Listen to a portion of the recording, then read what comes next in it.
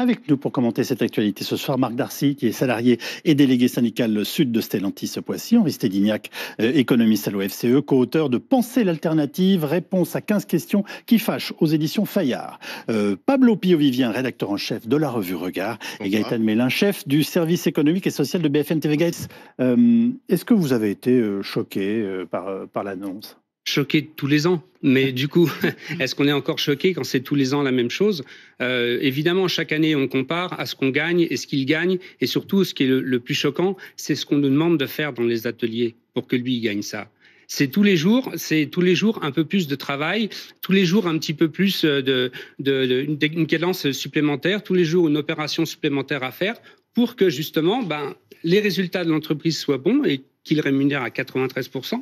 Les résultats, c'est nous qui les faisons au quotidien dans l'entreprise. Et donc, c'est ça qui est choquant. Indépendamment de la somme colossale qu'il gagne.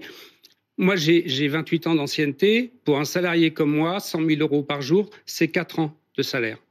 En une journée, il gagne ce que je gagne en 4 ans.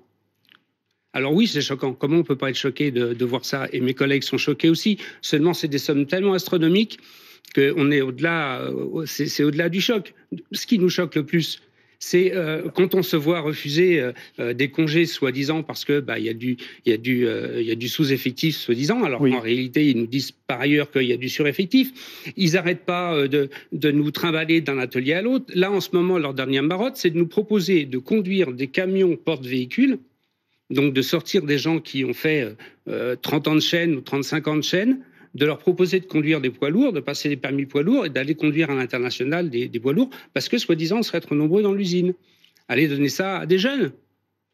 Qu'ils aillent donner ça à des jeunes qui tiennent les murs. Ça veut dire que ce soir, vous contestez plus vos conditions de travail que le salaire, absolument inimaginable et invraisemblable de votre patron. Et puisque son salaire, c'est nos conditions de travail. C'est la dégradation de nos conditions de travail que j'ai vue, moi, depuis... Dégradation des conditions de travail, oui. En France, en 2024, absolument. Vous nous dites, on dégrade notre travail, nos conditions de travail dans le groupe Stellantis. Oui. C'est grave ce que vous dites. Oui, et c'est même constaté d'ailleurs par les rapports des médecins du travail que j'ai eu l'occasion de consulter il n'y a pas longtemps.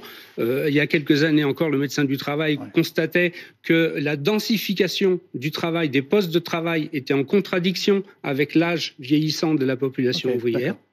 Et ça s'est aggravé d'année en année. Aujourd'hui même, elle est allée jusqu'à dire, la dernière médecin du travail dont j'ai pu lire le rapport, est allée jusqu'à dire justement que même les jeunes intérimaires qui sont pris régulièrement pour donner des coups de boost à la production, même eux, ils n'arrivent pas à tenir les cadences. Les salariés sont actionnaires, les salariés de... Pas tous, exactement. Non, mais pas tous de plus en plus, on est d'accord. Non, mais vous voulez regarder la répartition. Et moi, ça me paraît sain, bien sûr. Pas ceux qui gagnent ce que je gagne. On ne met pas son argent en action quand on gagne 1 800 € par mois, ça c'est certain. Non. Après, lorsque vous touchez de l'intéressement et de la participation, vous le mettez forcément dans des plans actions. Non, pas nécessairement. Non, la plupart des salariés les débloquent, justement. Et on a besoin des 3 500 € net que ça représente. Marc Darcy, est-ce que ce débat, vous l'avez, j'allais vous le dire, au boulot entre vous ? Bien sûr qu'on l'a au boulot, mais enfin, pas le débat sur quelle loi il faudrait pour répartir les salaires, les profits, parce que ça, de toute façon, personne n'y croit, le Père Noël non plus. Non, le débat qu'on a, c'est qu'est-ce qu'il faudrait faire pour imposer nos intérêts à nous en tant que salariés, parce qu'on parle que de l'intérêt de Tavares, on parle de l'intérêt de l'entreprise, on parle de sa rémunération parce qu'il a fait soi-disant progresser l'entreprise. Mais nous, visiblement, les propriétaires de l'entreprise estiment que... Les maladies, la retraite qu'on n'arrivera pas à toucher parce qu'on sera viré avant, parce qu'on sera plus assez productif. Et maintenant, même le gouvernement, il ne veut pas nous faire la jointure. Mais c'est le combat des organisations syndicales aussi, le combat de tous les salariés, de toute façon, au quotidien, de résister à cette exploitation.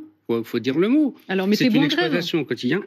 C'est de ça qu'on discute avec les collègues. Et j'espère bien que ça va se faire. Dans un pays très peu syndicalisé. Il n'y a pas besoin forcément d'être syndiqué pour se mettre en grève. C'est ce qu'on a fait à Aulnay. Il y avait très très peu de syndicalisation. Et quand on a voulu s'opposer à la fermeture d'Aulnay, même si on n'a pas réussi à s'y opposer, on a réussi à se mettre en grève. On a réussi pendant 4 mois à être le caillou dans la chaussure de tous ces gens qui auraient bien voulu nous voir disparaître comme ça du jour au lendemain. Donc on s'est battu et on se rebattra, ça c'est certain, parce que pour nous, de toute façon, la richesse, c'est nous qui la créons. Alors moi, je veux bien entendre que lui, il est responsable d'une partie de la création de la richesse, dans le sens où sa richesse, il la fabrique comment ? En nous licenciant, en nous faisant travailler plus, en augmentant les cadences. C'est comme ça qu'il gagne sa richesse. Alors, il est responsable vous résumez le travail de M. Tavares à ces trois notions que vous venez de mettre. Exactement. Ça ne vous paraît pas excessif? Non, je ne pense pas que ce soit excessif. Je suis même, à mon avis, en dessous de la vérité. Le travail qu'on fait au quotidien dans les ateliers, c'est ça qui lui permet de gagner ce salaire-là. C'est ça qui permet aux actionnaires de lui verser cette rémunération.